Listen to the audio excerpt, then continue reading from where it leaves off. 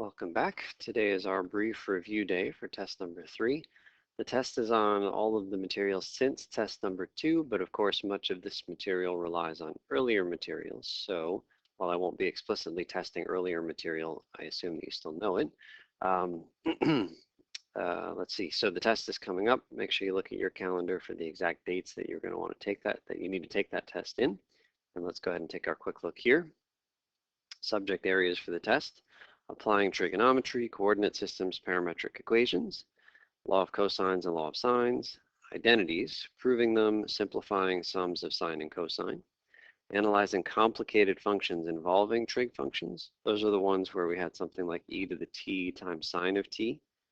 Polar coordinates and their relation to complex numbers and vectors, parametric equations, graphing them, eliminating the parameter, and parameterizing a path. Things to know about the test: you will be able to use a one-page sheet of notes, the unit circle. Here it says the conic sections reference sheet. That's actually a mistake. That is fair game on the final exam. It won't help you in the least on this test anyway. And the trig identities reference sheet, as well as calculators. No textbook or other notes are allowed.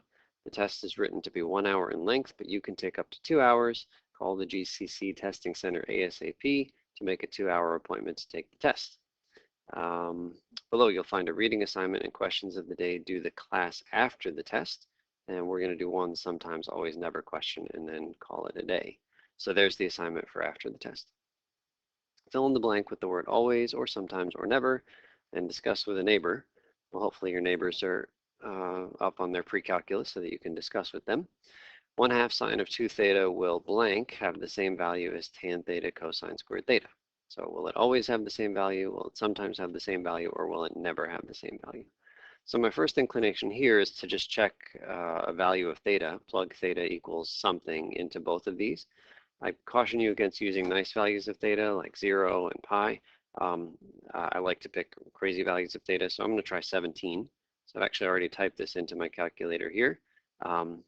1/2 sine of 2 theta, and then tan theta cosine theta squared.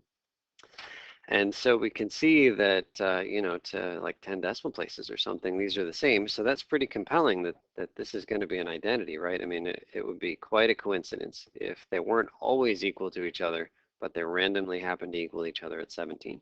So it's definitely not never. It feels like it's going to be always, but let's just go ahead and see if we can prove that this is an identity. So we're going to start with the 1/2. We're going to start with the 1/2 sine of 2 theta. And see if we can manipulate that and maybe get it to look like the other expression, tan theta cosine squared theta. So we do have a single double angle formula for sine, and it says that it's equal to 2 sine theta cosine theta.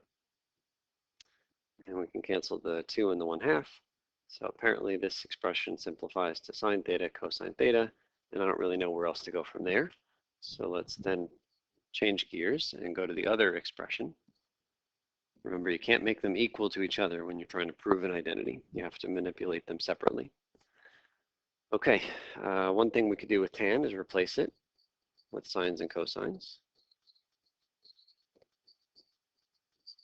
We could also replace cosine squared with 1 minus sine squared, but if you hold off on that, then you see that actually something nice happens here. One of these cosines cancels.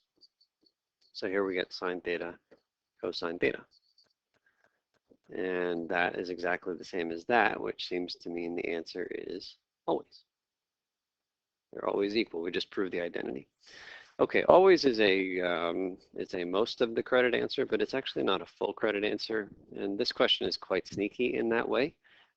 Think about the domain. What's the domain of this thing right here? Are there any restrictions on what you can plug in for theta? The answer is no. Sine is defined everywhere, so that has no problems.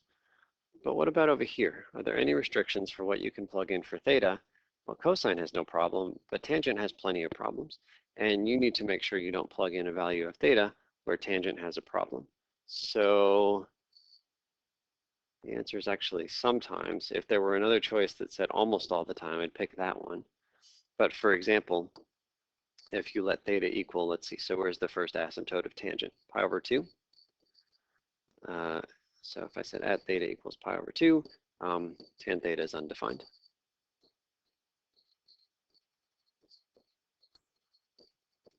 So those two expressions are not equal at pi over 2. And your calculator will confirm that they're not equal at pi over 2. So second enter, second enter. So if we change this guy to pi over 2, we'll get some number here. Oh, in fact, we'll get 0 there. And if we change the other guy to pi over 2, second enter, second enter. So we'll change each of these to pi divided by 2.